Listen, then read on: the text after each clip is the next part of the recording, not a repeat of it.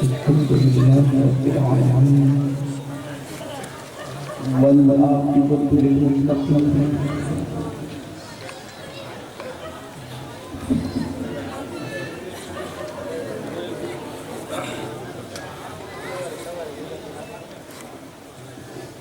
والصلاة والسلام على سيد الأنبياء والمرسلين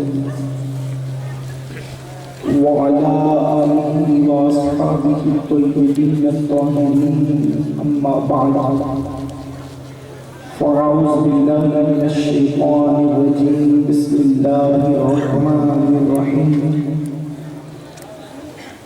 إنما يريد الله ليذهب عنكم الرجس أهل البيت ويطهركم تطهيرا صدق الله العظيم غوث اعظم بمنی بے سرو سامان مدد قبلہ دین مدد کعبہ امام مدد انتظار کرم پشتمنی عینی گا اے خدا جو خدا بینو خدا دا مدد بگرداب بلا افتاد کشتی ضعیفانو شکستہ رات کشتی بحقی خواجہ عثمان ہارون مدد کن یا معین الدین چشتی مدد کن یا معین الدین چشتی مدد کن یا معین الدین چشتی منبر پر رونق افروز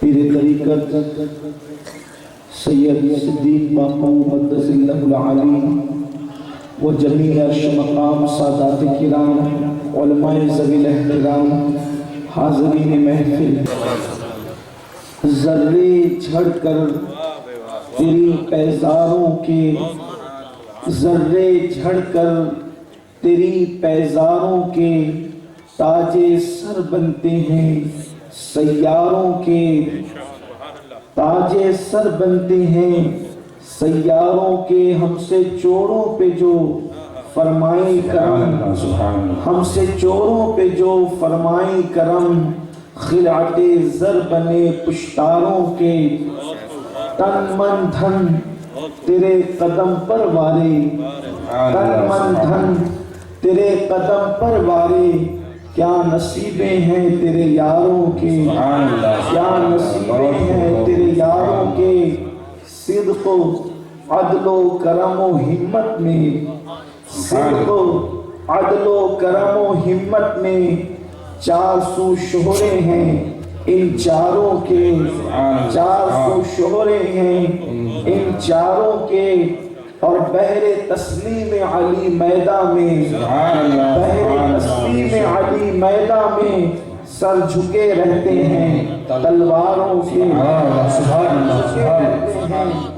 سر جھکے رہتے ہیں تلواروں کے اور کیسے آقاؤں کا بندہ ہوں رضا کیسے آقاؤں کا بندہ ہوں رضا بول بالے میری سرکاروں کے بول بالے میری سرکاروں کے آج کی یہ محفل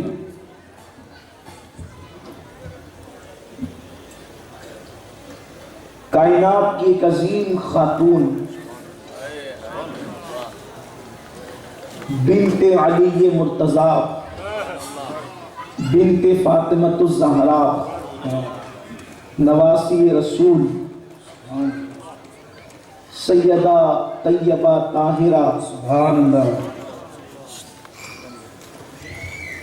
زینب کبریٰ رضی اللہ تبارک و تعالی عنہا کی یاد میں انعقاد پذیر ہے اور حضرت مولانا الطاف صاحب نے مجھے جب دعوت دی تھی تو اسی وقت تو حکم فرمایا تھا کہ ہر سال یہاں کے لوگ سیدہ زینب پاک رضی اللہ تعالی عنہ کی یاد میں محفل کا انعقاد کرتے ہیں۔ میری یہ بے پناہ خوش نصیبی ہے کہ سیدی سرکار داول شاہ ولی رحمت اللہ تعالی علیہ کے قدموں میں بیٹھ کر میں سیدہ پاک کی زندگی کے کچھ گوشے آپ کی خدمت میں پیش کرنے کی سعادت حاصل کرنے جا رہا ہوں، اور آپ سب یہاں پر موجود ہیں۔ اللہ میری اور آپ سب کی حاضری کو شرف قبولیت عطا فرمائے۔ آپ نے مجھ سے پیشتر بھی ہمارے علماء اور سادات کرام سے نعتیں، منقبتیں اور بیانات سماعت فرمائے ہوں گے۔ میرے پیارے آقا صلی اللہ تعالیٰ علیہ وآلہ وسلم کے پیارے دیوانوں، سیدہ زینب پاک رضی اللہ تعالیٰ عنہ کا ذکر ہونا ہے۔ میں آپ کے سامنے اس مقدس خاتون کا ذکر کرنے سے پہلے بات آپ کو بتاؤں۔ سیدہ زینب رضی اللہ تعالیٰ عنہ کی زندگی کو سمجھنے کے لیے اور آپ کی صورت، آپ کی سیرت اور آپ کے کردار کو سمجھنے کے لیے پہلے ان کی والدہ سیدہ طیبہ طاہرہ عابدہ زاہدہ عالمہ غیر معلمہ ام ابیہا سیدہ فاطمۃ الزہرا رضی اللہ تعالی عنہ کی زندگی کی طرف جانا پڑے گا۔ یہ سیدہ فاطمۃ الزہرا کون ہے، پھر اس کے بعد آپ کو پتا چلے گا یہ سیدہ زینب کی شان کیا ہے۔ ام المومنین سیدہ عائشہ صدیقہ سلام اللہ علیہا فرماتی ہیں کہ میں نے سیرت میں، صورت میں، سخاوت میں، اٹھنے میں، بیٹھنے میں، چلنے میں، پھرنے میں نبی پاک کی سب سے زیادہ اگر کسی کو مشابہ پایا تو وہ فاطمہ بنت محمد کو پایا۔ حضور کی سیرت، حضور علیہ السلام کی صورت کا عکس جمیل، حضور اکرم صلی اللہ علیہ وآلہ وسلم کا حسن اگر ہمیں دیکھنا ہوتا تو ہم چہرے فاطمہ میں دیکھتے۔ سیدہ فاطمۃ الزہرا اپنے بابا کی ہو بہو شبیہ تھی، ہم شبیہ پیغمبر تھی سیدہ فاطمۃ الزہرا رضی اللہ تبارک و تعالی عنہا۔ اور صرف صورت ہی نہیں تھی ہم شبیہ پیغمبر، بلکہ سیرت بھی تھی۔ آپ کی سخاوت کو دیکھ کر رسول اللہ کی سخاوت یاد آتی، آپ کے چلنے کو دیکھ کر نبی کا چلنا یاد آتا، آپ کے بولنے کو دیکھ کر رسول اللہ کا بولنا یاد آتا۔ وہ محتاج جملے سیدہ فاطمہ کے، سیدہ فاطمۃ الزہرا کے وہ محتاج جملے، ایسا لگتا تھا کہ جیسے مصطفیٰ جان رحمت کلام فرما رہے ہوں، حضور علیہ الصلوۃ والتسلیم بول رہے ہوں، یوں سیدہ فاطمۃ الزہرا کلام فرمایا کرتی تھی۔ بلکہ آؤ ایک مقام پر اللہ کے رسول صلی اللہ علیہ وآلہ وسلم نے اپنے صحابہ سے پوچھا، یہ بتاؤ عورت کے لیے سب سے بہتر چیز کیا ہے؟ میرے آقا علیہ السلام نے اپنے صحابہ سے پوچھا، یہ بتا عورت کے لیے سب سے بہتر چیز کیا ہے؟ دیکھو حضور علیہ الصلوۃ والتسلیم کی شانوں میں سے ایک شان ہے مختصر اور جامع کلام کرنا۔ کلام مختصر ہو اور جامع ہو، یہ حضور علیہ السلام کی شان ہے۔ حضور کا کلام آپ کو ایسا ہی ملے گا کہ حضور علیہ السلام نے سمندروں کو کوزے میں سمیٹا ہو۔ اس طریقے سے حضور کی حدیث پڑھ کر کے جو ہے ہمیں پتا چلتا ہے۔ لیکن آقا علیہ السلام کا فرمان عورت کے لیے بہتر چیز کیا ہے؟ سامنے بیٹھے ہوئے صحابہ، بڑے بڑے صحابہ، وہ خاموش ہو گئے، انہوں نے خاموشی اختیار کی، کوئی جواب نہ دیا، یا اگر جواب بھی ہوا تو مراد مصطفیٰ صلی اللہ علیہ وآلہ وسلم کے مطابق نہ ہوا۔ اس محفل میں باب مدینۃ العلم علی مرتضیٰ بھی موجود تھے، آپ بھی وہاں خاموش ہی تھے، لیکن آپ اٹھ کر کے میرے آقا صلی اللہ علیہ وآلہ وسلم کے صحابہ نے جواب تو نہ دیا، یا دیا تو مراد مصطفیٰ کے مطابق نہ تھا۔ مولا علی اٹھ کر کے گھر میں تشریف لے گئے، اور گھر میں جانے کے بعد سیدہ فاطمہ سے پوچھا، فاطمہ آج اللہ کے رسول نے ایسا سوال کیا ہے کہ اہل علم کی محفل خاموش ہے، یہ بتائیں کہ اس کا جواب کیا ہو سکتا ہے؟ سیدہ نے پوچھا سوال حضور کا کیا ہے؟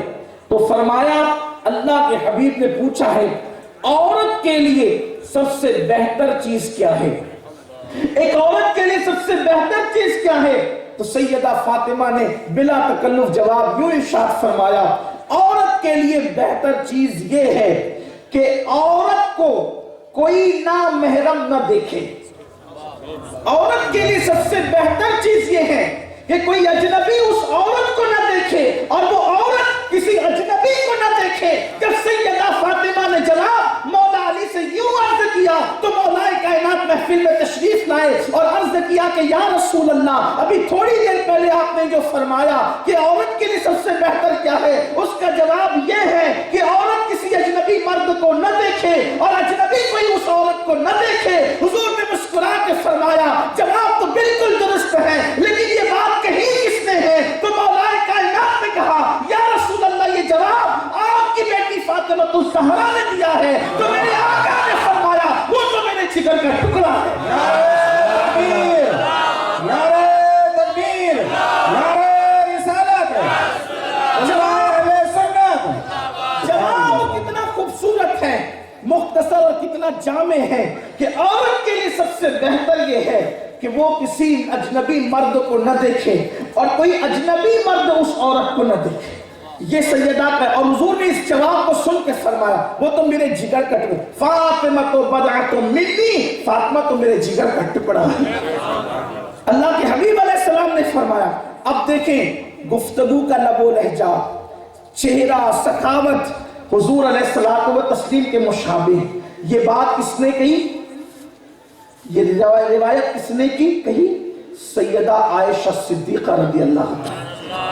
ساتھ ذرا یہ بھی آپ کو اندازہ ہونا چاہیے، آج کل کچھ مینڈکیوں کو زکام ہے اور اہل بیت اطہار کا نام لے کر صحابہ اور اہل بیت پر ایسے، صحابہ اور ازواج پاک پر ایسے رقیق حملے کیے جا رہے ہیں کہ رافضیت کو پروموٹ کیا جا رہا ہے.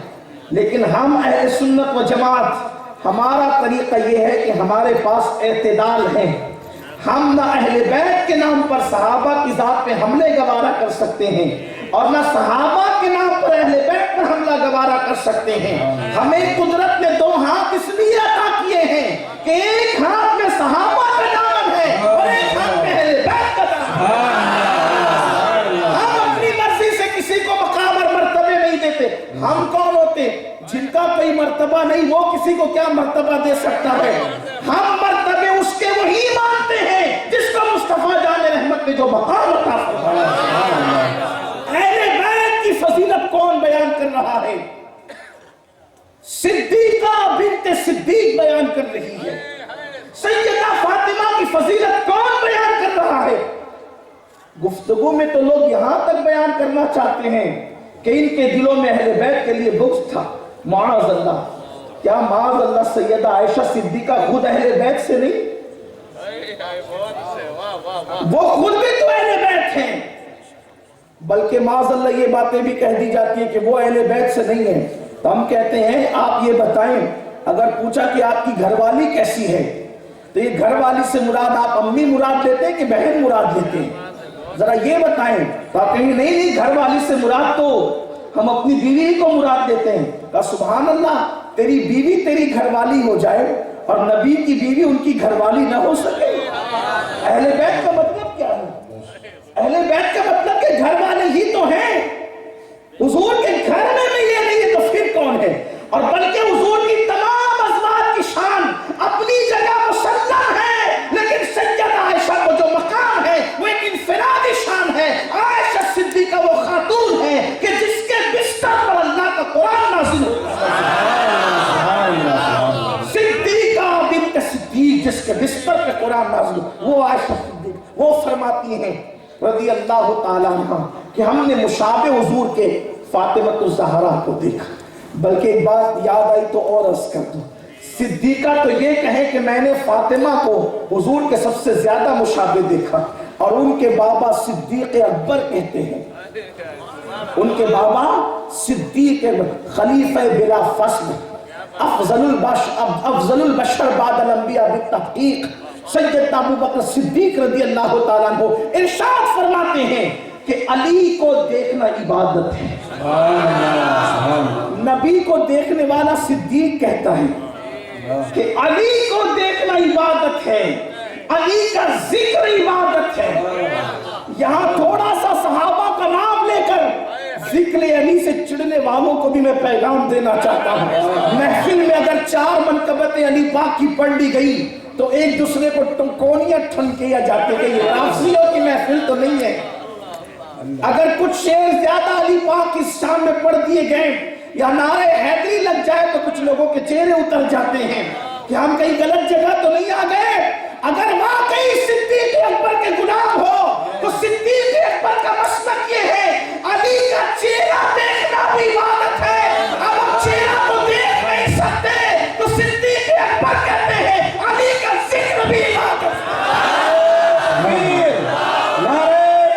یا رسول اللہ،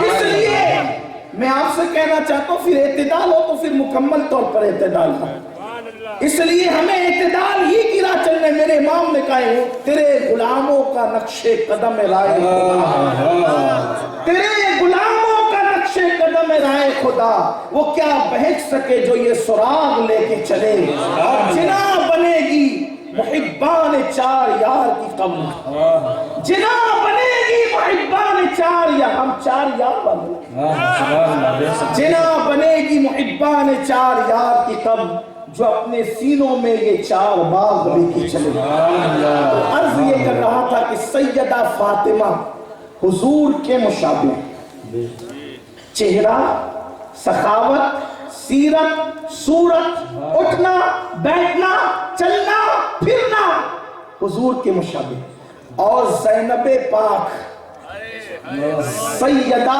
فاطمہ کے مشابہ، عکس جمیل، سیرت فاطمہ کا عکس جمیل، سیرت فاطمہ کا عکس جمیل اگر کسی کی ذات میں نظر آتا ہے تو اسی کو زینب بنت علی کہتے ہیں۔ اور کیا خوش نصیب یہ خاتون ہے، پیدا ہوئی تو حضور نے ان کے کانوں میں اذان، جیسے ہم سنتے ہیں نا کہ امام حسن کے کان میں بھی حضور نے اذان پڑھی، امام حسین کے کان میں بھی حضور نے اذان پڑھی، سیدہ زینب کے کان میں بھی حضور نے اذان پڑھی۔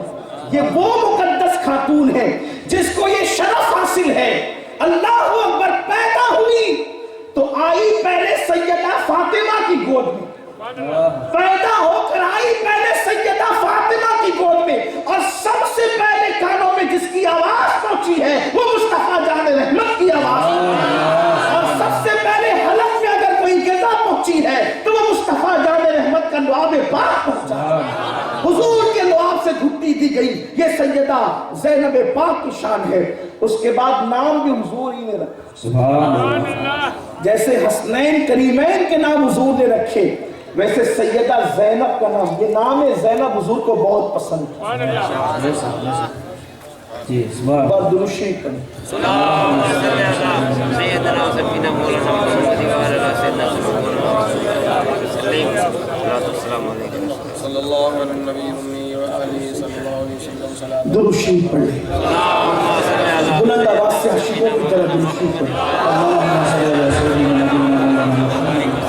اللہم صلی علی سیدنا مولانا والکرم والد الکرام وابنہ الکریم وامتہ الکریم یا اکرم الاکرمین وبارک وسلم، صلاۃ و سلام علیک یا رسول اللہ صلی اللہ علیہ وسلم۔ نام حضور علیہ السلام نے رکھا، امام حسن کا نام بھی رکھا، امام حسین کا نام بھی رکھا۔ اچھا ایک بات اور آپ کو بتاؤں، مولا علی کا نام بھی حضور ہی نے رکھا، سبحان اللہ۔ یہ کیا مبارک خاندان ہے، خاندان کتنا مبارک ہے۔ بابا کا نام بھی حضور رکھیں، امی کا نام بھی حضور رکھیں۔ دیکھیے حسنین کریمین سیدہ زینب کس مبارک خاندان کا نام ہے، ان کی امی کا نام بھی حضور نے رکھا اور فرمایا میں نے اپنی بیٹی فاطمہ کا نام فاطمہ اس لیے رکھا کہ فاطمہ پر اور اس سے محبت کرنے والوں پر اللہ نے جہنم کی آگ حرام فرما دی۔ نام کی یہ شان ہے، فرمایا جو ان سے محبت کرے گا اس نام سے محبت کرے، اللہ تعالیٰ نے ان پر جہنم کی آگ حرام فرما دی۔ تو نام فاطمہ حضور نے رکھا ان کی والدہ کا، ان کے والد مولا علی کا نام بھی حضور نے رکھا، بلکہ بات آئی ہے ان کے والد پاک کی تو یہ بھی عرض کروں آج ان کی ولادت کا دن گزرا، ان کی ولادت پاک کا دن گزرا، اور اہل سنت کے بہت سے صوفیاء اور محدثین نے اپنی کتابوں میں اس بات کو لکھا کہ مولا علی کی ولادت کعبۃ اللہ شریف کے اندر ہوئی۔ امام حاکم نے اپنی مستدرک میں لکھا، مخدوم اشرف جہانگیر سمنانی نے لطائف اشرفی میں اس کو بیان فرمایا، مدارج النبوہ میں شیخ عبداللہ محدث دہلوی نے لکھا، ازالت الخفا میں شاہ ولی اللہ نے لکھا، اسی طریقے سے جو ہے وہ نظم اللعالی میں سید محمد بلگرامی نے لکھا کہ مولا کائنات کی ولادت کعبۃ اللہ شریف کے اندر ہوئی۔ اور بھی محققین کے اقوال ہیں، سارے محققین کے اقوال سراخوں پر ہے، لیکن فضائل پڑھنے کے لیے بیٹھا ہوں، ہم عشق کے بندے ہیں۔ سبحان اللہ، واہ واہ، سبحان اللہ۔ ایک بات سیدہ زینب کے حوالے سے یہ بھی عرض کروں، ماں کی ولادت ہوئی ہے نبی کے گھر میں، اور بابا کی ولادت ہوئی ہے خدا کے گھر میں۔ سبحان اللہ، سبحان اللہ۔ اندازہ تو کریں، کوئی اس مقام کا، اس مرتبے کا اندازہ کریں۔ شواہد النبوہ میں علامہ جامی نے بھی لکھا کہ مولا کائنات کی ولادت کعبۃ اللہ شریف کے اندر ہوئی۔ میرے پیارے آقا صلی اللہ علیہ وسلم کے پیارے دیوانوں، اللہ اکبر، تو جس کا بابا ان کا نام بھی حضور رکھتے ہیں، بلکہ نام کی بات آئی تو ولادت کا وقت اور ولادت کا دن آیا تو یہ بات میں آپ سے عرض کروں، یہ بھی ہمارے بزرگوں نے لکھا کہ جس وقت مولا کائنات کعبے میں پیدا ہوئے 3 دن تک کے آپ نے آنکھیں بند کر رکھی، آنکھیں کھلی نہیں، آپ کی آنکھیں کھولی نہیں بلکہ کھولی نہیں، آنکھیں کھولی نہیں۔ اور جس وقت والدہ 3 دن کے بعد لے کر نکلی تو والد اور والدہ گفتگو کر رہے تھے، بچہ ہے بڑا خوبصورت لیکن آنکھیں کھولتا نہیں، کہیں نابینا تو نہیں۔ حضور تشریف لائے، عمر مبارک 30 سال کی تھی، میرے آقا تشریف لائے، عمر شریف 30 سال کی تھی۔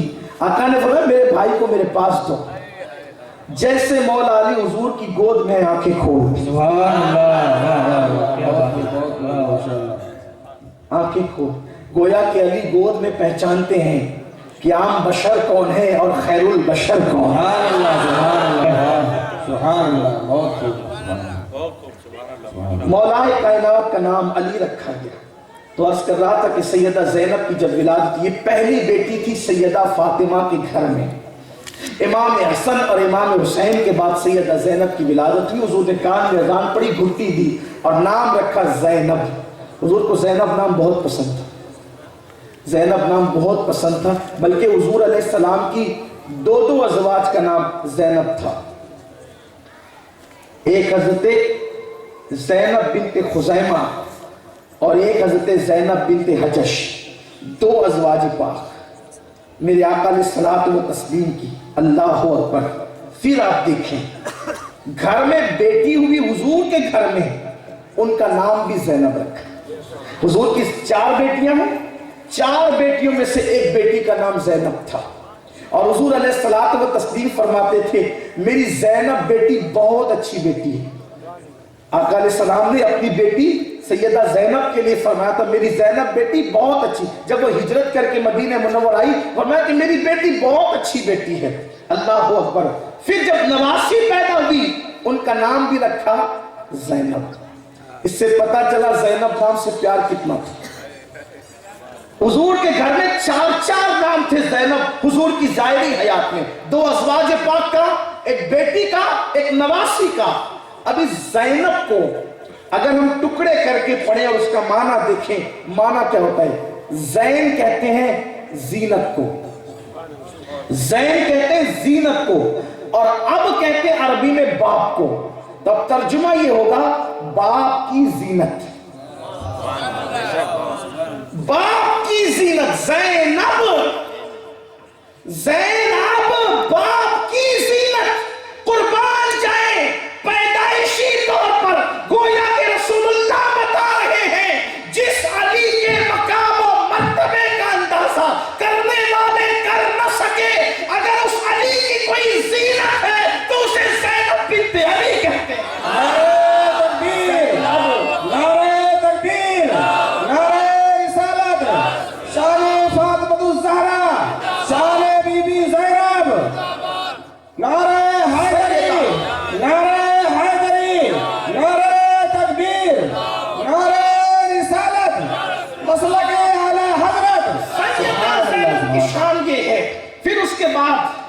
بچپن ہی سے تربیت کس کی گود میں مل رہی ہے؟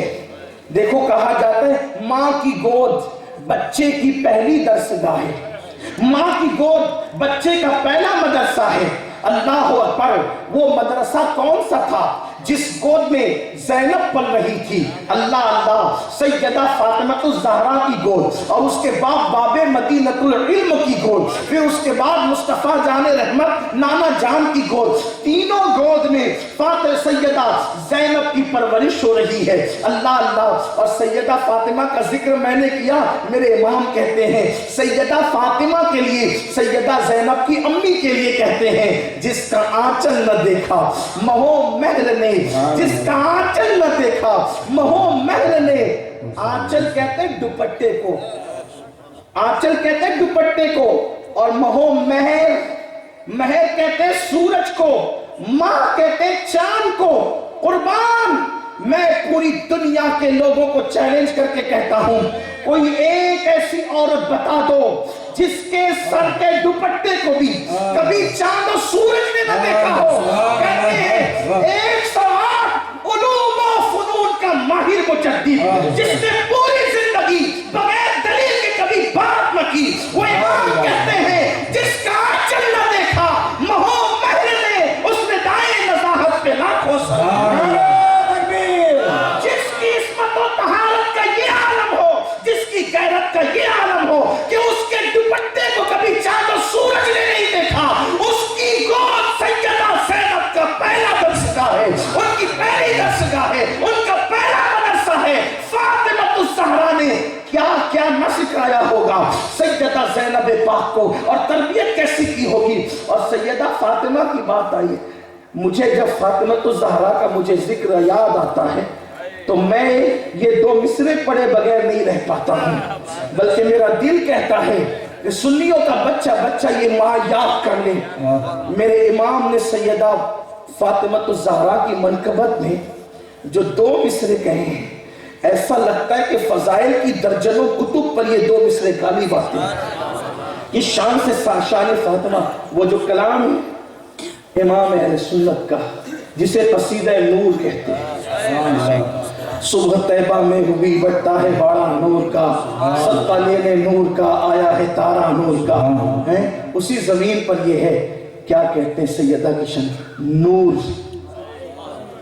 بنت نور، زوج نور، ام نور، نور۔ اگر آپ یہاں پر ذکر اہل بیت سننے بیٹھے ہیں تو ذرا سنیوں کی طرح بیٹھیں۔ آپ حضرات کو جو ہے وہ اس کا ہوش ہونا چاہیے ذکر ہو کس کا رہا ہے۔ ان لوگوں کا ذکر ہو رہا ہے میرے عزیز جن کے ذکر سے تقدیریں سنورتی ہیں، جن کے ذکر سے تقدیریں سنورتی ہے، جن کے ذکر سے مشکلیں ٹلتی ہیں۔ سرکار غوث پاک فرماتے ہیں جب کوئی میرا نام لیتا ہے تو اللہ اس کی مصیبتیں دور کر دیتا ہے۔ جب غوث پاک کے نام سے مصیبتیں دور ہوتی ہے تو غوث پاک جس کا نام لے کر اپنی مشکلیں دور کرتے ہیں اسے فاطمہ الزہرا کہتے ہیں۔ نور بنت نور، زوج نور، ام نور، نور۔ میں شعر جب بھی ذکر فاطمہ الزہرا آتا ہے تو بار بار پڑھتا ہوں، لیکن مجھے یہ بھی احساس ہوتا ہے کہ میں گجرات میں بھی اس کو پڑھتا ہوں۔ ہاں، لیکن آپ کی زبان چونکہ اردو نہیں ہے، حالانکہ ہونا بھی چاہیے، اردو سیکھ لینا چاہیے۔ نور، فاطمہ الزہرا خود نور ہیں، بنت نور، وہ نور کی بیٹی ہے۔ زوج نور، وہ نور کی بیوی بھی ہے۔ ام نور، نور، وہ نور نور کی ماں ہے۔ ام نور، نور، نور، نور کی ماں ہے۔ ایک نور امام حسن ہے، ایک نور امام حسین ہے۔ نور مطلق کی کنیز، اللہ رے لما نور کا، اور جس خدا کی وہ بندی ہے وہ خدا بھی نور ہے۔ سبحان اللہ، سبحان اللہ۔ کہ शान से। देखिए अब जरा इसको पढ़ते हैं अपने अंदाज में। नूर बिनते नूर ज़ौजे नूर उम्मे नूर नूर। इसको याद कर ले, इसीलिए इसलिए इस तरह पढ़ रहा हूं और सब मिलके शामिल हो। नूर बिनते नूर ज़ौजे। इससे पहले कि महफिलों में कभी जिक्र सैयदा में थे, उनको याद होगा। पीछे वाले भी शामिल हो, खवातीन भी शामिल हो, अपनी आवाज में ऊंची ना करें लेकिन पढ़े सब।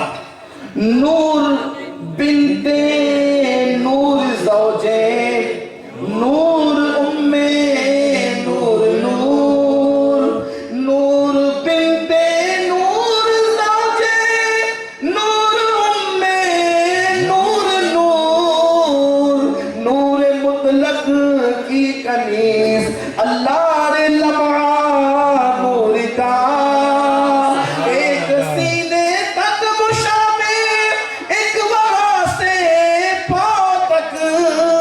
एक सीने तक मुशामे एक वहाँ से पाँव तक। हुस्न सिबतैन उनके जामों में है नीमा नूर का। तो नतीजा ये निकलता है तेरी नस्ले पाक में बच्चा बच्चा नूर का। तेरी नस्ले पाक में है बच्चा बच्चा नूर का। तू है ऐने नूर तेरा सब घराना नूर का।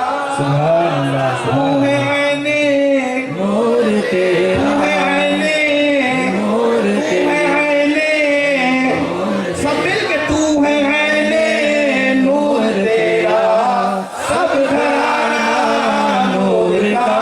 तेरी नस्ले पाक में बच्चा बच्चा नूर का।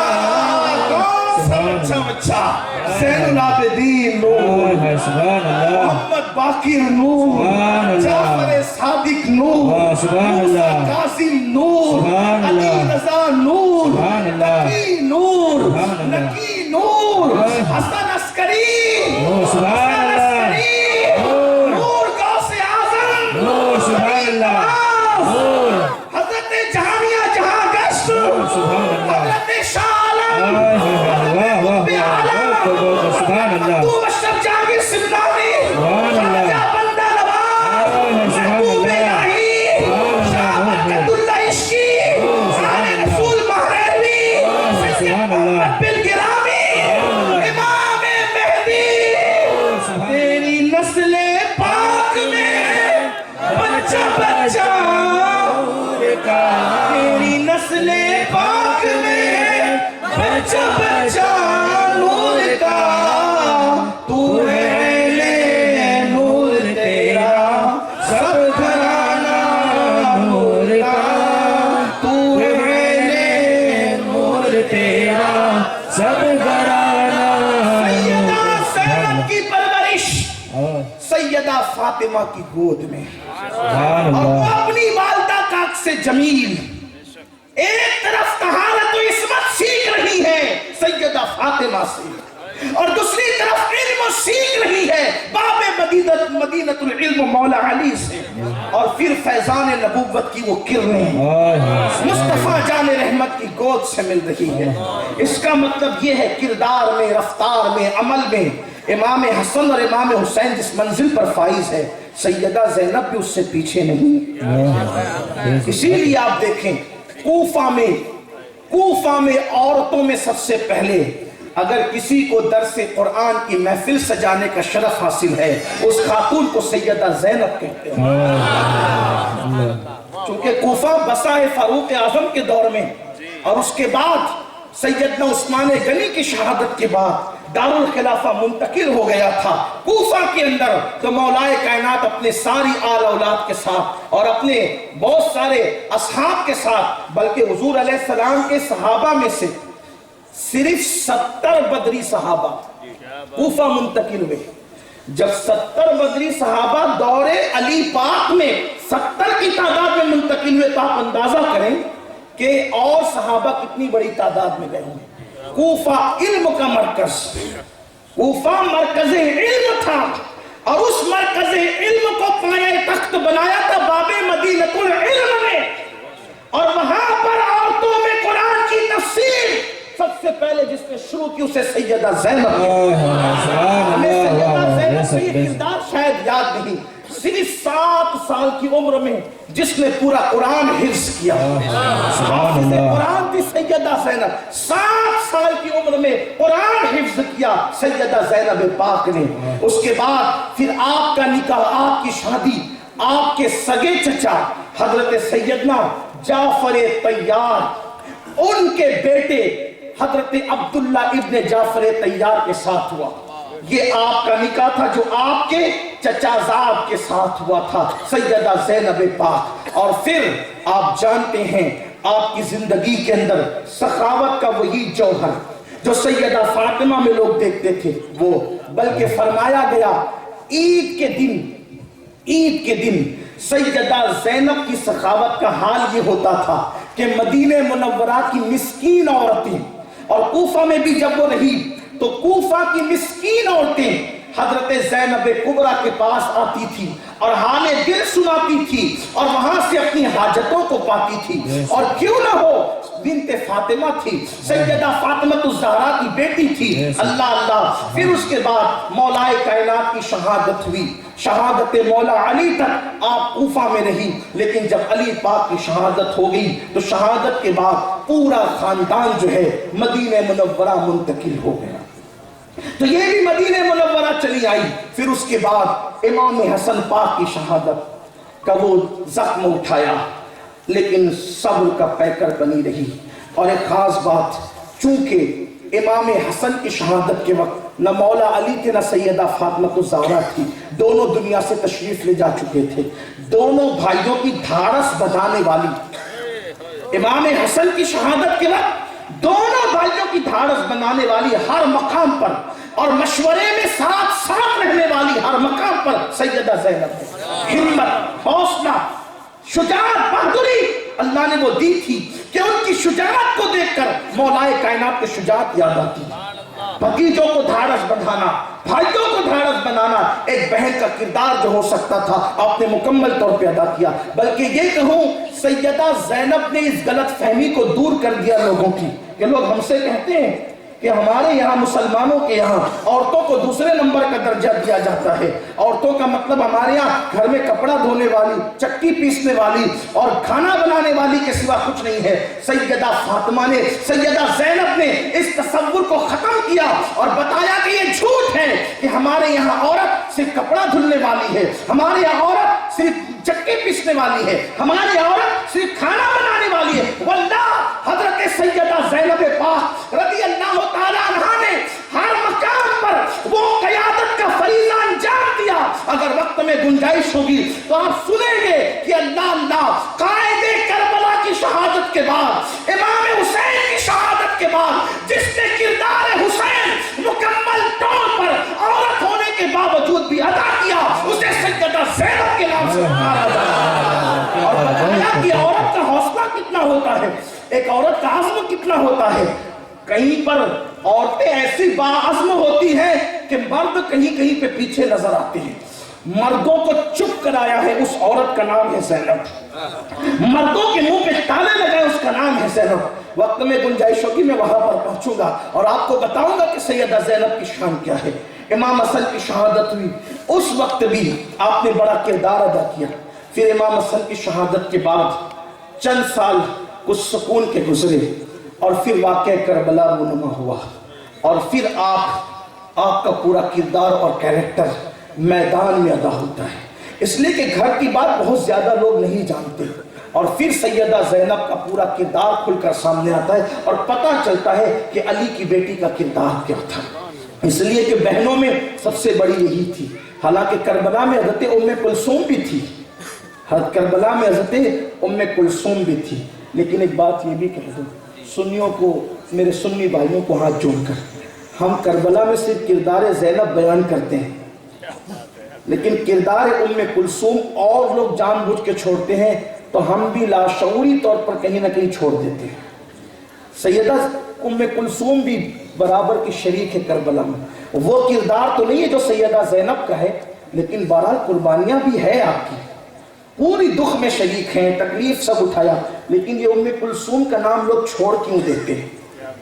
لوگ اس لیے چھوڑ دیتے ہیں کہ وہ کربلا گئی تھی، لیکن وہ تھی سیدنا عمر ابن خطاب کی بیوہ، یعنی کہ اگر ام کلثوم کا ذکر ہوگا تو یہ بتانا پڑے گا نا کہ ان کا شوہر کون تھا، اور جب یہ بتائیں گے کہ ان کے شوہر کا نام عمر ابن خطاب ہے تو تب پتا چلے گا نا کہ عمر کو جو گالیاں دیتے ہو تو وہ بہنوئی امام حسین تھے، تو لوگ ہوشیار ہو جائیں گے نا، لوگ ہوشیار ہو جائیں گے۔ جو تبرہ کرتے حضرت فاروق اعظم پہ، وہ داماد مولا علی کے، وہ داماد سیدہ فاطمہ کے، وہ سگے بہنوئی امام حسن اور امام حسین۔ اور آپ کو بتاؤں ان کی عمر بہت چھوٹی تھی حضرت ام کلثوم کی، اس کے باوجود بھی نکاح کا پیغام دیا، اور نکاح کا پیغام دیا تو یہ کہہ کے دیا منبر پہ کھڑے ہو کر، مسجد کے منبر پہ فاروق اعظم نے کھڑے ہو کے کہا تھا کہ مجھے یہ کہا جا رہا ہے کہ ام کلثوم کی عمر چھوٹی ہے، لیکن میں اس لیے ان سے نکاح نہیں کر رہا ہوں کہ اس عمر میں مجھے کوئی نکاح کی خواہش ہے، میں تو یہ چاہتا ہوں کہ فاطمہ کا داماد بن کے رسول اللہ کی دامادی کا شرف حاصل کر لوں اور اوپر کا پیر سمیٹ دوں، جو میرے آقا نے فرمایا کہ قیامت میں سب کے رشتے ختم ہو جائیں گے الا نسبی و سببی، لیکن میرا رشتہ کام آئے گا۔ فاطمہ کا داماد بن کر، فاطمہ کا داماد بن کر نبی کا داماد بننے کا شرف حاصل کرنا چاہتا ہوں۔ یہ اہل بیت سے محبت تھی فاروق اعظم کی، یہ اہل بیت سے الفت تھی کہ آپ نے اس طرح رشتہ جوڑا۔ جسے نفرتیں ہوتی ہیں وہ رشتے ہونے کے بعد بھی توڑ لیتے ہیں، لیکن فاروق اعظم نے رشتہ جوڑا۔ اور فاروق اعظم کی بیوی جو بیوہ ہو چکی تھی وہ میدان کربلا میں تھی، میدان کربلا میں تھی، امام علی مقام کی سگی بہن ہے وہ۔ سنیوں کو یہ بھی سبق یاد رکھ لیجیے۔ لیکن کربلا میں بہت سارے لوگوں کو کٹ کیا جاتا ہے، کبھی وقت کی قلت کی وجہ سے چھوڑ دیا جاتا ہوگا، لیکن کبھی کبھی تجاوز عارفانہ سے چھوڑ دیا جاتا ہے۔ ہمیں بہت خیال رکھنے کی ضرورت ہے، بہت خیال رکھنے کی ضرورت ہے، اس لیے کہ چور دروازے سے دو فتنے اہل سنت میں داخل ہونے کی بھرپور کوشش کر رہے ہیں۔ ایک تو ایران کی کوشش سے رافضیت ہے، اور ایک تو سعودی کی کوشش سے خارجیت اور ناصبیت ہے، لیکن ہمیں چوکنا رہنا۔ ہمارے امام نے پہلے ہی آواز لگائی، سونا جنگل رات اندھیری، چھائی بدلی کالی ہے، سونے والوں جاگتے رہیو، چوروں کی رکھوالی ہے۔ آج لوگ یہ بھی کہتے ہیں میری تحقیق یہ ہے کہ افضلیت کے مسئلے میں میں یہ کہتا ہوں، ہم کہتے ہیں ملا جی تحقیق ہو چکی ہے، آپ کو کوئی نئی تحقیق پیش کرنے کی ضرورت نہیں ہے، کیونکہ آپ کا کوئی محقق مخدوم اشرف جیسا محقق نہیں ہو سکتا، آپ کا کوئی محقق بندہ نواز گیسو دراز جیسا محقق نہیں ہو سکتا، آپ کا کوئی محقق اللہ اکبر خواجہ نظام الدین اولیاء جیسا محقق نہیں ہو سکتا، آپ کا کوئی محقق غوث اعظم جیسا محقق نہیں ہو سکتا۔ جب غوث اعظم نے کہہ دیا خلافت اللہ ترتیب ہے اور ترتیب کے اعتبار سے فضیلت بھی ہے، تو پھر اب کوئی نئی تحقیق کی ضرورت کیا ہے؟ جب مخدوم اشرف جہانگیر سمنانی نے رسالہ قبریہ جو قبر میں بیٹھ کر کے وصال سے چند دن پہلے یا چند گھنٹے پہلے لکھا، اس رسالے میں لکھا رسول اللہ کی خلافت الگ ترتیب ہے، پہلے صدیق اکبر ہے، پھر فاروق اعظم ہے، پھر عثمان غنی ہے، پھر مولا علی ہے، اور جیسے خلافت کی ترتیب ہے ویسے فضیلت کی بھی ترتیب ہے۔ جب مخدوم باغ لکھ چکے اب کوئی بعد میں نیا راستہ، اب جس پہ تحقیق نہیں ہوئی ہے محققین کو چاہیے کہ وہ اس پہ تحقیق کرے، جس پہ بزرگ تحقیق کر چکے ہیں۔ ایک بات آپ سے کہوں، ایک کپڑا ہے مثال کے طور پہ، ایک کپڑا ہے، اس کو کوئی بہت بڑا پہلوان نچوڑ چکا ہو اور اس کا ایک ایک قطرہ ختم کر چکا ہو، اب اس کے بعد کوئی لنگڑا لولا آ کر پھر اس کو نچوڑے تو نکالے گا کیا؟ اور نکلنا کیا ہے؟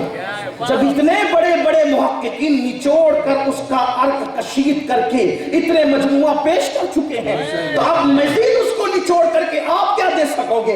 اس لیے میری گزارش ہے جس پہ تحقیق نہیں ہوئی ہے اس پہ تحقیق کی ضرورت ہے۔ جو ہمارے بزرگ تحقیق کر چکے، اور اہل سنت سے کہتا ہوں کہ ہمارا معاملہ بس اتنا ہونا چاہیے، ہم اپنی مرضی سے کسی کو متعین نہ کریں، ہم اپنی مرضی سے۔ حضور نے جس کو جو مرتبہ دیا، ایک مرتبہ امام زین العابدین سے کسی نے پوچھا کہ صدیق کا مرتبہ کیا ہے؟ امام زین العابدین سے کسی صدیق، کبھی کبھی لوگ سیدوں کو ہی کوریدتے ہیں کہ ہیں سید تو یہ کیا کہیں گے، ہاں لیکن جو اپنے بابا کے نقش قدم میں وہ وہی کہیں گے جو بڑوں نے کہا۔ ہاں الزام مت لگایا کرو، غلط فہمیوں میں مت آیا۔ ہاں یہ اور بات ہے، فضائل علی پاک کے پڑھتے رہیں گے۔ حضرت مخدوم اشرف جہانگیر سمنانی نے بھی چاروں خلفاء کی زندگی پہ کتاب لکھی، چاروں پہ لکھی کتاب۔ پہلے نمبر پہ صدیق اکبر، پھر فاروق اعظم، پھر عثمان غنی، پھر مولا علی۔ لیکن جب مولا علی کو لکھا تو چوتھی نمبر پہ لکھا، مگر فضائل زیادہ لکھے، فضائل زیادہ لکھے۔ تو لوگوں نے ان کو کہا یہ تو رافضی ہے۔ علی پاک کی فضیلت پڑھنے کا بھی کوئی رافضی ہوتا ہے، جبکہ صدیق اکبر کی فضائل بھی پڑھے جا رہے ہیں، اور پھر خلافت الگ ترتیب چوتھے نمبر پہ لکھا، لیکن یہ تو رافضی ہے۔ اور اس کے بعد مناظرے کا شوق اتنا تھا کہ جمعہ کی دن آنے سے پہلے چیلنج بھی کر دیا کہ وہ سید جو آئے گا جو ہمارے گاؤں میں آیا ہوا ہے، ہم اس سے جمعہ کے دن جو ہے وہ مناظرہ کریں گے، کیونکہ اس نے فضیلت زیادہ کیوں لکھی۔ کچھ لوگ مرید ہے کہ حضور وہ آپ کو رافضی کہتے ہیں۔ فرمایا کہ کیا کہتے؟ کہ مناظرہ کرنے کا کہتے ہیں۔ ٹھیک ہے آنے دو، جمعہ آنے دو، پھر دیکھتے ہیں۔ جمعہ آیا تو اتنی بارش ہوئی کہ کوئی جمعہ پڑھنے جا ہی نہیں سکا۔ پھر لوگوں نے کہا دوسرا جمعہ آئے گا، دوسرے جمعہ مناظرہ کریں گے۔ کچھ لوگ ایسے ہوتے ہیں نا کہ جب تک وہ اختلافی بات نہیں کرتے ان کا کھانا ہضم نہیں ہوتا، ہاں تو ان پہ بھی توجہ دینے کی کوئی ضرورت نہیں ہے۔ کسی کے متعلق کوئی بات پتہ چلے آپ کو تحقیق کرنا چاہیے۔ دوسرا جمعہ آیا، پھر وہی بارش کا، تیسرا جمعہ تو آئے گا نا، تیسرے جمعے میں پھر وہی کسی نے سمجھایا مناظر صاحبان پوری زندگی جمعے سے محروم رہ جاؤ گے اگر اس علی کے بیٹے سے لڑائی ہو گئی تو جاؤ جا کر کے پوچھ لو کہ جب انہوں نے الگ ترتیب لکھا ہے تو اپنے مولائے کائنات کے فضائل کے صفات کیوں زیادہ ہو گئے، پوچھ لو جا کر کے بتا دیں گے۔ جب وہاں گئے تو آپ نے فرمایا جب تم اپنے باپ کی فضیلت بیان کرنے میں کسی کے پابند نہیں ہو تو سیدوں کو تو اتنا حق دیا کرو نا، سیدوں کو تو اتنا حق دیا کرو نا کہ وہ اپنے بابا کے فضائل پڑھ سکے۔ ارے تیرا باپ شرابی ہوتا ہے تو بھی قبلہ کعبہ کہتا ہے، ان کا باپ تو باب مدینہ العلم۔ اگر وہ چرچا کرتے تو چرچا کرنے دینا ان کو، ہاں لیکن چرچے میں وہ اتنا پابند ضرور ہے کہ جس کو رسول اللہ نے جو مقام دیا وہ مقام مانے بس، ہاں اس سے حد نہیں توڑے، حد کوئی نہیں توڑ سکتا۔ نبی کی فضیلت میں بھی حد نہیں ٹوٹنی چاہیے، ورنہ عیسائی نے کیا کیا، عیسائیوں نے کیا ہلاک ہوئے۔ اور بلکہ میرے آقا نے فرمایا مولا کائنات سے کہ علی جیسے عیسیٰ ابن مریم کی وجہ سے دو قسم کے لوگ ہلاک ہوئے، ویسے تمہاری وجہ سے بھی 2 گروہ ہلاک ہوئے۔ ایک تو نفرت میں بہت حد سے تجاوز کر جائیں گے، گھٹائیں گے یہاں تک کہ علی کو نبی کے خاندان سے بھی الگ کرنے کی کوشش کی جائے۔ حالانکہ میرے امام اہل سنت سیدی اعلیٰ حضرت نے مطلع القمرین میں لکھا کہ اللہ کے رسول علیہ السلام کی حدیث ہے کہ لوگ الگ الگ درختوں سے الگ الگ شاخوں سے ہے، میں اور علی ایک ہی شاخ کی 2 ٹہنیوں کا نام ہے۔ کیا بات ہے، بہت واہ سبحان، ایک ہی درخت سے ہیں ہم۔ تو آپ اس طرح کی گھٹانے کی بھی اور کچھ بڑھانے جائیں گے تو اتنا بڑھائیں گے کہ پھر معاذ اللہ صدیق اکبر کی بے ادبی کریں گے تو ہم وہ بھی نہیں۔ ہمیں احتیاط ہے، احتیاط اور بہت احتیاط۔ امام زین العابدین امام حسین کے سگے بیٹے، ان سے کسی نے پوچھا صدیق اکبر کا مرتبہ کیا ہے، کیا خوبصورت جواب تھی، یہ حسین کا بیٹا ہی دے سکتا ہے۔ فرمایا جو مقام صدیق کا کل تھا وہی آج بھی ہے، اور جو آج ہے وہی کل بھی تھا۔ کہا کیا مطلب؟ کہا دیکھتا نہیں آج نبی سے سب سے قریب جو سو رہا ہے، آج نبی سے سب سے قریب جو سو رہا ہے اسی کو ابو بکر صدیق کہتے ہیں۔ تو جیسے آج سب سے قریب رکھا ہے ویسے کل بھی سب سے قریب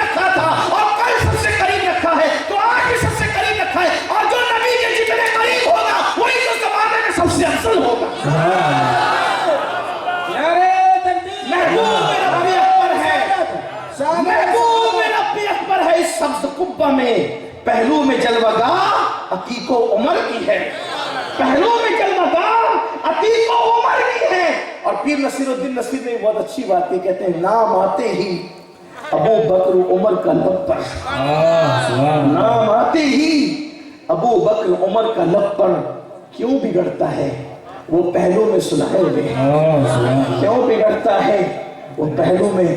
آپ کی مسجد میں جمعہ کی نماز سے پہلے اگر خلفائے راشدین اور اہل بیت اطہار کے نام اڑا دیے جائیں، آپ دامن پکڑ کر کے پوچھیں کہ جب پڑھے جاتے ہیں ہمیشہ سے تو آج کیوں نکالے جا رہے ہیں؟ اس کا ہمیں خیال ہونا چاہیے۔ جب آپ 1 گھنٹے کی تقریر 1.25 گھنٹے کر جاتے ہیں تو اگر آدھے منٹ میں یہ سارے نام پڑھے جاتے ہیں تو خطبے سے یہ نام کیوں نکالے جا رہے ہیں؟ اس لیے ہمیں بہت دھیان دینے کی ضرورت ہے۔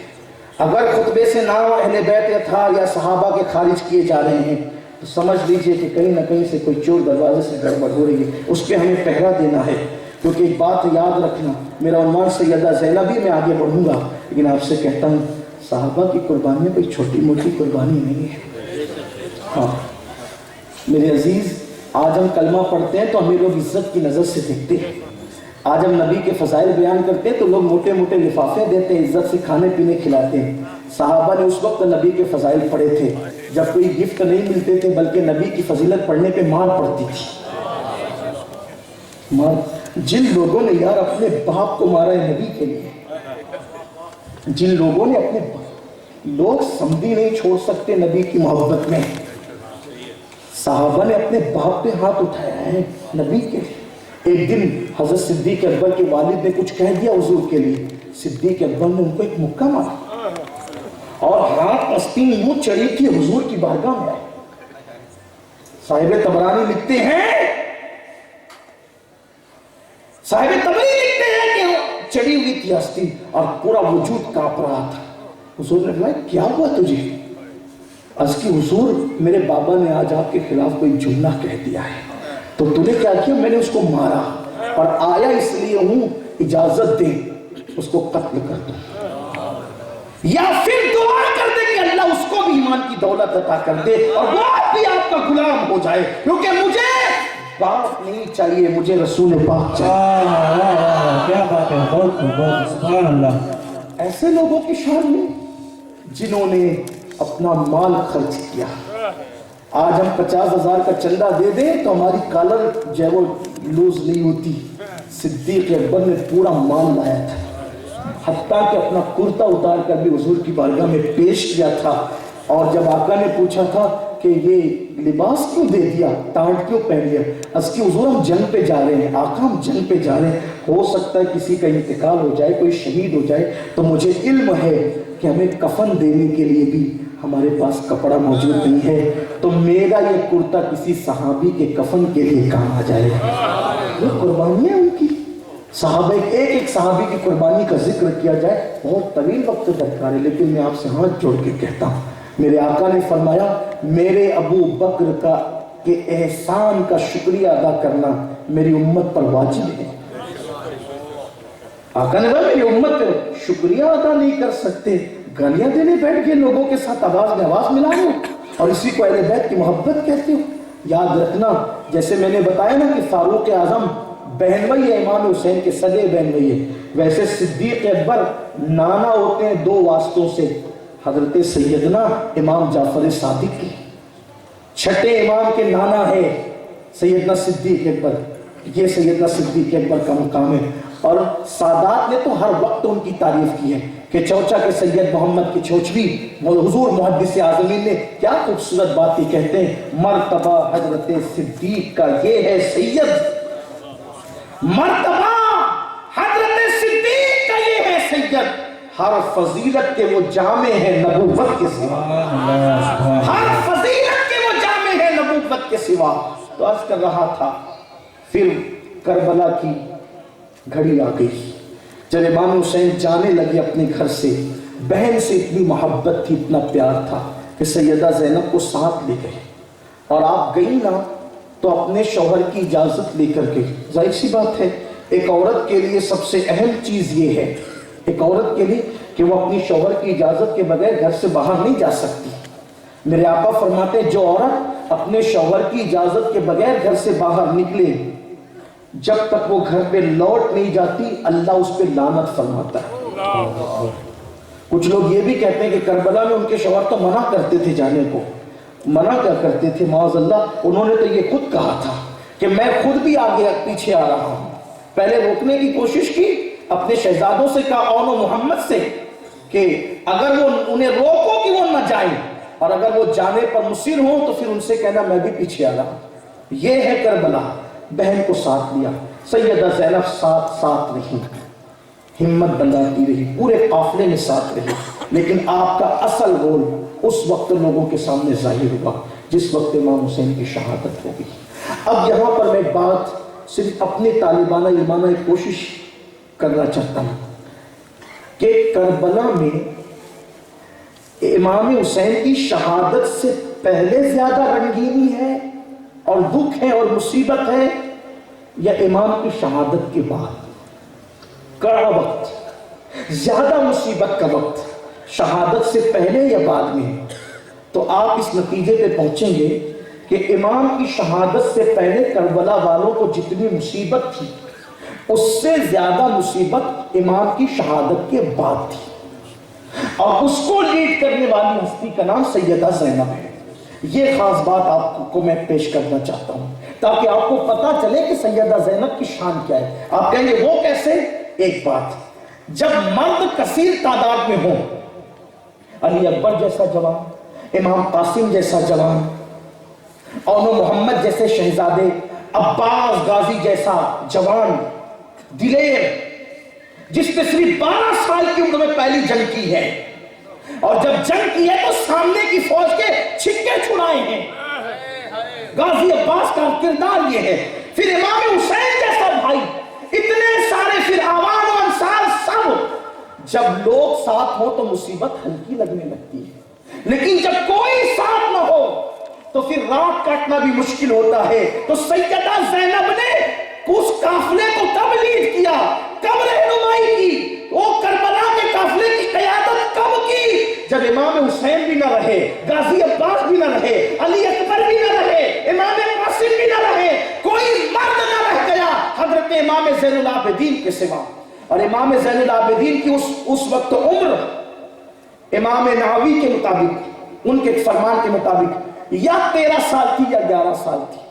ان کی عمر میں بڑا اختلاف واقع ہوا ہے، ان کی عمر میں بڑا اختلاف واقع ہوا ہے، لیکن بعض ہمارے مورخین نے، امام نووی جیسے محدث نے 13 سال یا 11 سال لکھا ہے، اور 50 ہجری ان کی ولادت لکھی ہے، ہماری کتابوں کے اندر موجود ہے، آپ اس طرف رخ کر سکتے ہیں۔ اتنی چھوٹی عمر والا شہزادہ، ایک ہی بچہ ہے، ایک ہی بچہ ہے، اور حال یہ ہے سب خواتین اور چھوٹے چھوٹے بچے، یہی عمر بڑی ہے۔ اب اس وقت سیدہ زینب کس طریقے سے پورے قافلے کو سنبھالتی ہے؟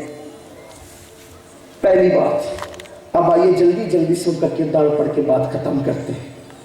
شہادت ہو گئی، اگر ایک ایکسیڈنٹ ہو جائے نا، ایکسیڈنٹ، ایک بندہ مر جائے، اس موت پہ پورے محلے کی عورتیں روتی ہیں۔ مرد لوگوں کو اتنا دکھ ہو یا نہ ہو، لیکن اچانک ایکسیڈنٹ ہو جائے تو پوری عورتیں سوگوار ہوتی، اللہ بہت برا ہوا، فلانی کا جوان بیٹا چلا گیا۔ ان کو کھانا اچھا نہیں لگتا، بڑی نرم دل ہوتی ہے عورتیں، کھانا اچھا نہیں لگتا، پینا اچھا نہیں لگتا، طبیعت نہیں اچھی لگتی، گھروں میں ڈر لگنے لگتا ہے، جوان بیٹا چلا گیا۔ لیکن اب دیکھیں سیدہ زینب کی ہمت، علی کی بیٹی کی ہمت، کہ پورا خاندان آنکھوں کے سامنے قربان ہوا ہے، پورا خاندان، گھر کا بچہ آنکھوں کے سامنے قربان ہوا ہے، اور صرف قربان ہی نہیں ہوا، بلکہ اللہ ان کی لاشوں پہ گھوڑے دوڑے، سب قربان ہوئے تھے، آخری میں امام حسین بچے تھے۔ یہ بھی سیدہ زینب کا کردار ہے، آخری میں امام حسین بچے تھے۔ امام حسین جب گھوڑے پہ بیٹھنے جا رہے تھے تو روک دیا، سیدہ زینب نے روک دیا اور فرمایا ہمارے گھر کی روایت ہے، ایسے کوئی مجاہد یا جانے والا اکیلا گھوڑے پہ نہیں بیٹھتا، ہم رکاب تھام کر عزت کے ساتھ بٹھاتے ہیں، ہم رکاب تھام کر عزت کے ساتھ بٹھاتے ہیں۔ جب حضور جا رہے تھے معراج پر، تو جبریل امین نے رکاب تھام کر حضور کو بٹھایا تھا۔ جب حضور جاتے تھے تو مولا علی رکاب تھامتے تھے، گھر کی روایت ہے۔ جب علی جاتے تھے تو حسن و حسین رکاب تھامتے تھے، جب وہ حسن جاتے تھے تو حسین رکاب تھامتے تھے۔ حسین سب چلے گئے، اب تیری رکاب تھامنے والا کوئی مرد نہیں بچا، مگر گھر کی روایت ٹوٹنے نہیں دوں گی، تیری رکاب کو تیری بہن آج زینب تھامے۔ وہ یوں ہی نہیں جائے گا، شان سے جائے گا، جس شان سے جانے کا ہمارے گھر کی روایت ہے، تھامو گئی۔ اس کے بعد ماں کا دوپٹہ کربلا میں جس نے سنبھال کر لایا تھا اسے سیدہ زینب کہتی ہے۔ وہ ایک الگ داستان ہے، لیکن پھر کہہ رہا ہوں بات سمیٹتے ہوئے کہ گفتگو بہت طویل ہو رہی ہے، سمیٹتا ہوں اپنی گفتگو کو۔ پورے خاندان پر گھوڑے دوڑ رہے ہیں، گھوڑوں کی ٹانپوں سے خاندان کچلا جا رہا ہے، اور حالت یہ ہے خیمے جلا دیے گئے۔ اس پورے قافلے کی سالار بنت علی ہے، زینب بنت علی، خیمے سب جل چکے، حتیٰ کہ امام زین العابدین بیمار تھے بستر پہ، نیچے کا بستر بھی کھینچ لیا گیا، شہزادیوں کے کان کی بالیاں بھی چھین لی۔ سیدہ زینب نے فرمایا زیور ہم سے آپ لوگ نہ اتار، ہم اپنے زیور خود ہی اتار کر دیتے ہیں، ہماری طرف ہاتھ نہیں بڑھانا۔ زیور پھینک دی ان کی طرف، انہوں نے چادریں تک چھین لی۔ استاد زمن مولانا حسن بریلوی صاحب آئینہ قیامت میں انہوں نے اپنی کتاب میں دوپٹے تک چھین لیے۔ ابن حجر نے بھی لکھا، ابن حجر لکھتے کان میں بالی تک رہنے نہیں تھی۔ بعض مورخین نے لکھا سیدہ سکینہ کے کان سے ان ظالموں نے ایسے بالی کھینچی کان کٹ گیا۔ 7 سال کی شہزادی، بلکہ یہاں تک مورخین لکھتے ہیں کہ جب سیدہ سکینہ کے کان سے انہوں نے بالی چھینی تو سیدہ سکینہ 7 سال کی تھی، خیال آیا میں اپنا تعارف کروا دوں تاکہ رحم آ جائے۔ کہنے لگی کہ میں حسین کی یتیم بیٹی ہوں، میں حسین کی یتیم بیٹی، مجھ پہ اس لیے کہ سوچتی تھی نا کہ یتیموں پہ مسلمان رحم کرتے ہیں، مسلمان یتیموں پہ بہت رحم کرتے، مسلمان سمجھا تھا نا۔ تو کہا کہ حسین کی یتیم، ایک تو یتیم ہے اور دوسری نوجوانان جنت کے سردار کی یتیم ہے۔ اور کہا میں حسین کی یتیم ہوں، مجھے پہچانو۔ اتنا سن کر چہرے پہ تماچے مارے گئے۔ یہ ظلم ہوا تھا اہل بیت کا جو آپ سے چھپا ہوا نہیں ہے، لیکن اتنا ظلم، خیمے جلے، بستر چھین لیا گیا، علی اصغر کا جھولا تک لوٹ لے گئے، زیورات تک لوٹے، دوپٹے تک چھین لیے، سب چھین لے گئے اور لاشوں پہ گھوڑے دوڑ رہے تھے۔ ایسے میں عصر کا وقت جانے لگا، ایسے میں عصر کا وقت، بیویاں رو رہی۔ آپ نے سنا نا جس کی ماں کے دوپٹے کو کبھی چاند و سورج نے نہیں دیکھا تھا، آج ان کے دوپٹے بھی چھین لیے گئے تھے اور وہ بیویاں کھلے آسمان کے نیچے تھی، رو رہی تھی کچلی ہوئی لاشوں کو دیکھ کر۔ ایسے میں عصر کا وقت جانے لگا۔ سیدہ زینب کی ہمت، سلام ہو زینب تیری ہمت کو، سلام ہو زینب تیری شجاعت کو، سلام ہو زینب تیری اسلامی حمیت اور غیرت کو۔ بیویاں رو رہی، آنکھوں میں آنسو ہے۔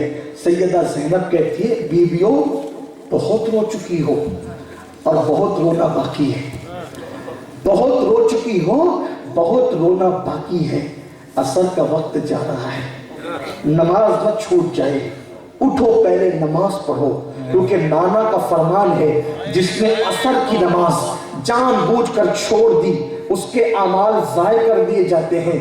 ڈر لگتا ہے اگر تم نے عصر چھوڑ دی کربلا کی دی ہوئی قربانی تمہاری ضائع نہ ہو جائے، اٹھو پہلے عصر پڑھو۔ قربان اس وقت بھی نماز نہیں چھوٹی، اتنے غموں کے ماحول میں بھی عصر کی نماز نہیں چھوٹی۔ میں یہاں پر رک کر ایک بات ضرور کہوں گا اپنی بہنوں سے بھی اور آپ سے بھی، وہاں تو بھائی کی کچلی ہوئی لاش، بیٹوں کی کچلی ہوئی لاش، بھتیجوں کی کچلی ہوئی لاش ہے نا، اس کے بعد بھی نماز عصر نہیں چھوڑی، نہ چھوڑنے دی کسی کو۔ ہم تو شادیوں میں بھی چھوڑ دیتے، ہم تو ولیموں میں بھی چھوڑ دیتے، ہم تو خوشیوں کے موقع پہ بھی نماز چھوڑ دیتے۔ میری قوم کو نماز کی اہمیت نہیں، اور یاد رکھنا کتنا بھی کچھ بھی کر لو، میرے نبی کا فرمان ہے جس نے جان بوجھ کر نماز چھوڑ دی میں محمد اس سے بیزار ہوں۔ حضور بیزار ہے، حضور بیزار ہے، اللہ کے رسول بیزار ہے، اور جس سے حضور بیزار ہوں اس سے امام حسین کبھی راضی نہیں ہو سکتے، جس سے حضور بیزار ہوں اس سے اللہ کبھی راضی نہیں ہو سکتا، جس سے حضور بیزار ہوں اس سے غوث پاک غریب نواز کبھی راضی نہیں ہو سکتے۔ مسجد ویران ہے، ہم نے محبت کی کن سے؟ اپنے جیسے انسانوں سے نہیں یار، اس کے گھر کی شادی میں نہیں جاؤں گا تو وہ ناراض ہوگا، اس نے بلایا ہے، شادی میں نہیں جاؤں گا تو وہ ناراض ہوگا، اس نے بلایا ہے، کاروبار بند کر کے جاتے ہو، اللہ دن میں 5 مرتبہ بلاتا ہے، کبھی سوچا کہ اللہ ناراض ہو جائے گا؟ ہم نے کب سوچا یہ؟ اور اچھی طرح یاد رکھنا، سرکار غریب نواز رضی اللہ تعالیٰ عنہ فرماتے ہیں کہ سب سے پہلے قیامت کے نماز کے بارے میں پوچھا جائے، نماز کلیئر ہوئی تو سارے معاملات کلیئر ہوئے، اگر نماز کے معاملات کلیئر نہ رہے تو پھنس جاؤ گے۔ یہ دنیا ہے، دنیا چند دن کی دنیا ہے، آپ سوچیں نہ صحیح۔ ایک سوال آپ سے کرتا ہوں، آپ کہتے ہیں کہ مجھے غوث پاک جنت میں لے جائیں گے، غریب نواز لے جائیں گے، اعلیٰ حضرت لے جائیں گے، مخدوم شریف لے جائیں گے، تاول شبیر لے جائیں گے، ہم نے کیا نماز پڑھنا ہے؟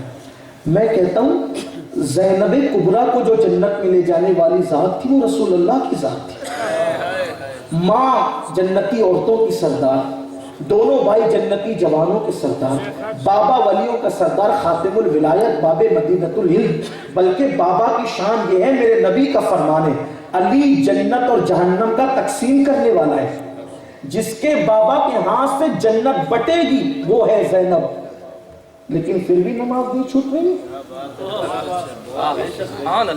کیا ان کو یقین نہ تھا کہ یہ جنت میں لے جائیں گے؟ اپنی غلط فہمی دور کر دو، اگر نماز چھوڑ کر جی رہے ہو تو جانوروں سے بدتر زندگی ہے، زندگی ضائع ہو رہی ہے، زندگی تباہ و برباد ہو رہی ہے، زندگی ہلاک ہو رہی ہے، اور کاروبار کے لیے محنتیں کرنے والوں اور دوسروں کے لیے وقت نکال کر کے نمازوں کو چھوڑنے والوں، ایک دن موت کی یہ تلوار جو سروں پہ لٹک رہی ہے، روح اور جسم کا رشتہ منقطع ہو جائے گا، ٹوٹ جائے گا، اکیلے قبر میں منو مٹی کے نیچے دبائے جاؤ گے، یہاں چرچر چلنے والی زبان قبر میں نہ چلے گی، اللہ کی بارگاہ میں نہ کھلے گی۔ اس لیے اگر واقعی سچے اہل بیت کے محب ہو، اگر واقعی سچے صحابہ کے محب ہو، میرے آقا نے تو بے نمازی سے اتنی دوری اختیار کرنے کا حکم فرمایا، میرے آقا فرماتے ہیں اے ابو ہریرہ اگر تجھے بے نمازی ملے تو کبھی اس کی صحبت میں بھی مت بیٹھنا، اس لیے کہ بے نمازی جہاں ہوتا ہے اس پر اللہ کی لعنتیں برستی ہیں۔ حضور نے بے نمازی کی صحبت میں بیٹھنے سے منع فرمایا۔ خدا کے لیے اپنے حال پہ رحم کرو، اپنے حال پہ رحم کرو۔ سیدہ زینب نے اس وقت بھی نماز نہیں چھوڑی۔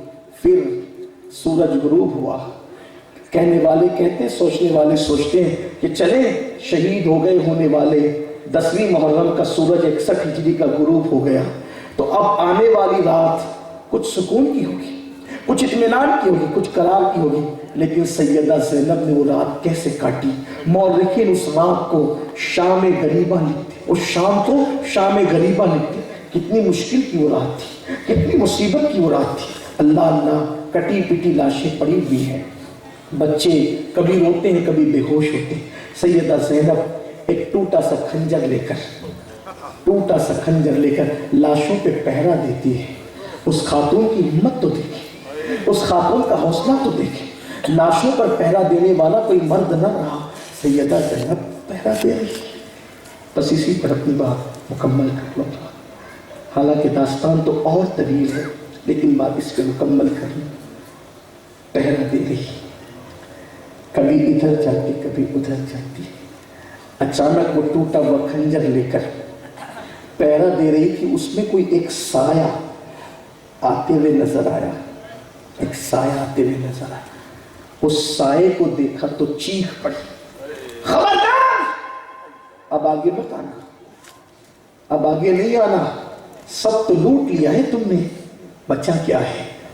زیورات لوٹ لیے، خیمے جلائے، بیمار کے نیچے کا بستر تک تم نے چھین لیا، چھوٹے سے بچے کا جھولا تک تم اٹھا لے گئے، اب ہمارے پاس بچہ کیا ہے؟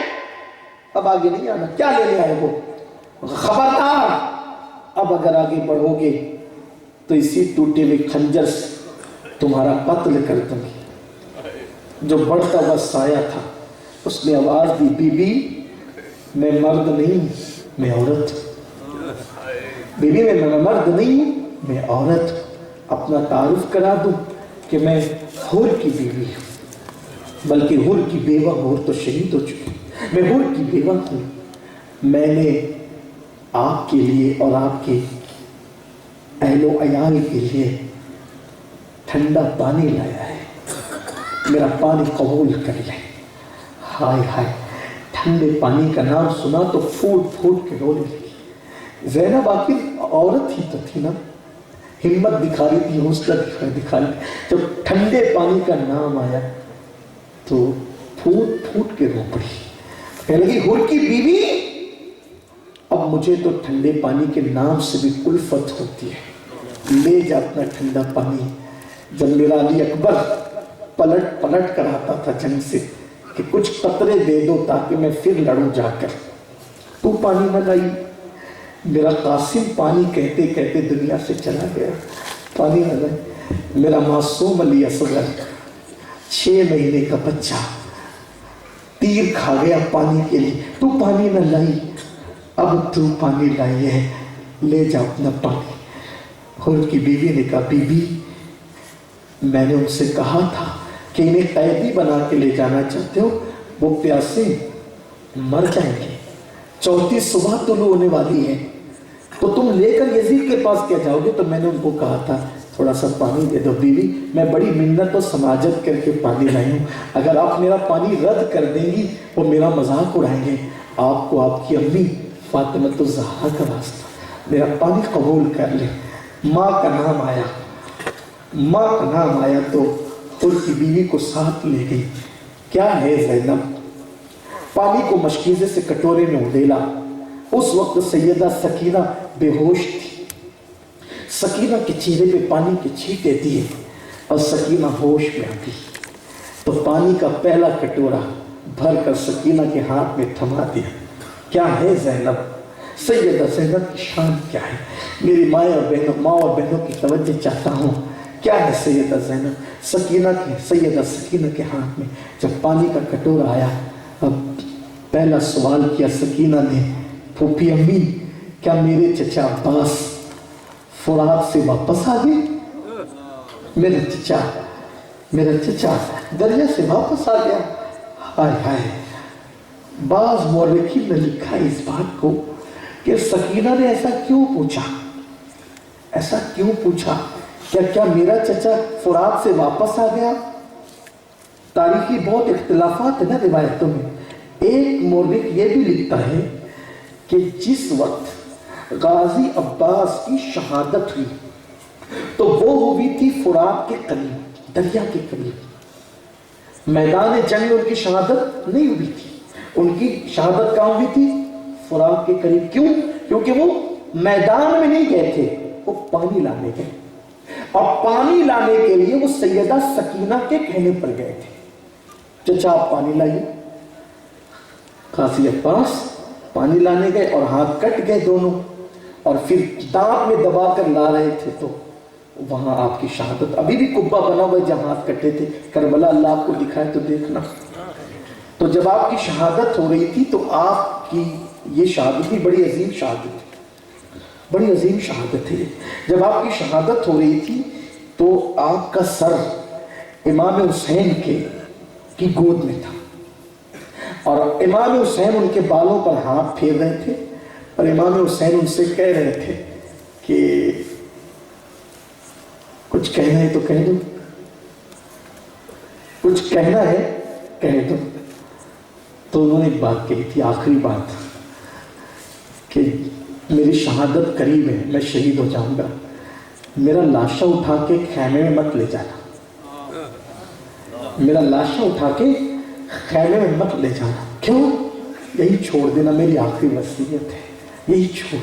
क्यों? लेकिन इसलिए आका कि मैं सकीना से वादा करके आया हूँ कि पानी लाऊंगा। अगर आप मेरा लाशा उठा के ले जाएंगे तो बच्ची का सब्र टूट जाएगा, उसका ज़ब्त तो टूट जाएगा کہ میرا چچا بھی اپنا لا سکا صبر نہیں کر سکے گی، لیکن اگر میرا لاشا یہی آپ نے چھوڑ دیا تو انتظار کرتی رہے گی، اور جتنی دیر انتظار کرے گی اتنی دیر تو اس کا صبر رہے کہ اب پانی آتا ہے، اب پانی آتا ہے، اب اس لیے میرا لاشا ہی چھوڑ دینا۔ میں نے تو اپنی ایک آخری بات کہہ دی، لیکن آپ بھی کچھ کہنا اپنے عباس سے، اپنے غازی سے آپ بھی کچھ کہیں، آپ مجھ سے آخر میں کیا چاہتے ہیں؟ امام حسین کی آنکھوں میں آنسو تھے، کہتے ہیں میرے بھائی تو جب سے پیدا ہوا ہے یا تو نے جب سے ہوش سنبھالا ہے، تو نے ہوش سنبھالنے کے بعد سے آج تک مجھے بھائی نہیں کہا، ایک بار صرف مجھے بھائی کہے۔ مورخ لکھتا ہے کہ غازی عباس امام حسین کو دیکھ رہے تھے اور آواز گڑگڑا رہی تھی اور ہلکی سی زبان میں بھائی کہا اور آپ کی آنکھیں بند ہو گئی، یہ آپ کی شہادت ہے۔ تو جب سکینہ کی آنکھ کھلی، سیدہ سکینہ ہوش میں آئی اور پوچھا کہ کیا چچا عباس واپس آ گئے؟ تو اس بی بی زینب نے کہا نہیں بیٹے، تیرا چچا وہاں گیا ہے کہ وہ کبھی واپس نہیں آئے گا، البتہ یہ پانی ہور کی بیوی لائی ہے، یہ پانی ہور کی بیوی لائی ہے، لو پانی پی لو، ٹھنڈا پانی ہے۔ سکینہ نے پھر سوال کیا کیا خاندان اہل بیت کی تربیت تھی، کیا نظام تھا، کیا انداز تھا، کیا دین پہ عمل کا جذبہ تھا؟ پوچھا کہ آپ لوگوں نے پانی پی لیا ہے، پیاس لگی ہے، چوتھا دن طلوع ہونے والا ہے اور سکینہ 7 سال کی شہزادی کو پانی دیا جا رہا ہے، پوچھتے کہ آپ نے پانی پی لیا ہے؟ سیدہ زینب کا جواب تھا نہیں بیٹے، ہم نے ابھی پانی نہیں پیا ہے، پی لیں گے، اس لیے پی لیں گے کہ نانا کی سنت ہے۔ یہ ہے سیدہ زینب، نانا کی سنت ہے کہ جب کھانے پینے کی چیز ملا کرے تو پہلے چھوٹوں کو کھلایا پلایا کرو، پھر بڑے بعد میں کھایا پیا کرو۔ تو پانی کی وجہ سے سنت نبوی کو ترک تو نہیں کر سکتے نا، اس لیے پورے قافلے میں سب سے چھوٹی آپ ہیں، آپ پانی پی لیں، بعد میں بھی دیکھیں گے۔ قربان حسین کا خون، امام حسین کی تربیت، امام حسین کے گھر کا ماحول۔